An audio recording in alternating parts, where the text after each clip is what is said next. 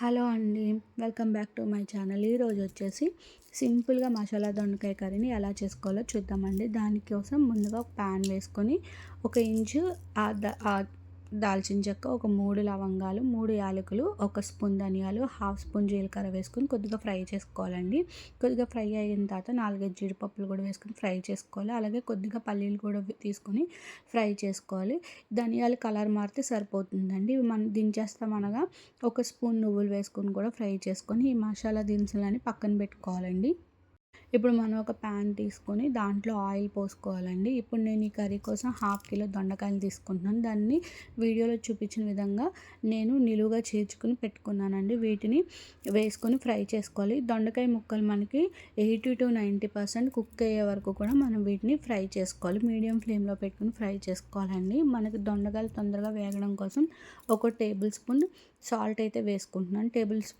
Salt వేసుకున్న తర్వాత మూత పెట్టుకొని మధ్య మధ్యలో చూసుకుంటూ కలుపుకుంటూ వీటిని అయితే ఫ్రై చేసుకుంటున్నానండి. ఇవి ఫ్రై అవ్వడానికి దొండకాయలు నార్మల్గానే కొంచెం టైం తీసుకుంటుంది. ఇది ఒక 15 మినిట్స్ అయితే మనకి ఈజీగా పడుతుందండి. 10-15 మినిట్స్ ఇలా మధ్య మధ్యలో మనం కలుపుకుంటూ వీడియోలో చూపించిన విధంగా మనకు ఒక 80-90% మనకి దొండకాయలు ఫ్రై అయిపోతే దాన్ని తీసుకుని పక్కన ప్లేట్లో పెట్టుకోవాలండి. ఇప్పుడు అదే ప్యాన్లో ఒక మీడియం సైజు ఆనియన్ని ఇలా చిన్న ముక్కలుగా కట్ చేసుకుని ఒక 2 నిమిషాల పాటు ఫ్రై చేసుకోవాలండి. ఇప్పుడు దాంట్లో 3 పచ్చిమిరపకాయలు ఇలా నిలువుగా చీల్చుకుని కొద్దిగా కరివేపాకు కూడా వేసుకొని వీటిని కూడా ఫ్రై చేసుకోవాలండి. ఆనియన్స్ అనేవి గోల్డెన్ కలర్ వచ్చే వరకు ఫ్రై చేసుకోవాలి.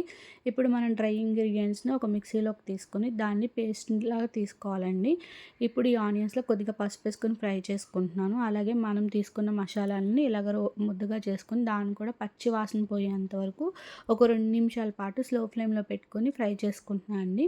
ఇప్పుడు ఒక 2 టమాటాలు తీసుకొని దాన్ని కూడా మిక్సీ పట్టుకొని టమాటా పేస్ట్ని కూడా ఫ్రై చేసుకుంటున్నాను అండి.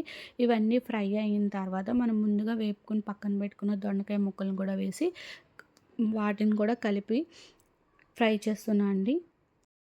మనం వేసిన దొండకాయలు వేసాక ఒక 2 నిమిషాల పాటు ఫ్రై చేస్తే సరిపోతుందండి.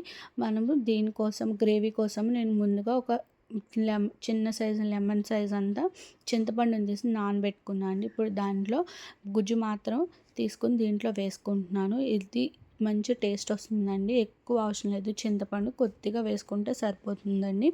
అలాగే ఒక చిన్న గ్లాసు వాటర్ని కూడా వేసుకొని ఈ దొండకాయలు ఆల్మోస్ట్ మనకు కుక్ అయిపోతుంది కాబట్టి ఎక్కువ వాటర్ వేయాల్సిన అవసరం లేదు. ఒక చిన్న గ్లాస్ వాటర్ వేసుకొని ఈ మసాలాలన్నీ బాగా కలుపుకొని ఇప్పుడు మనం ఒకసారి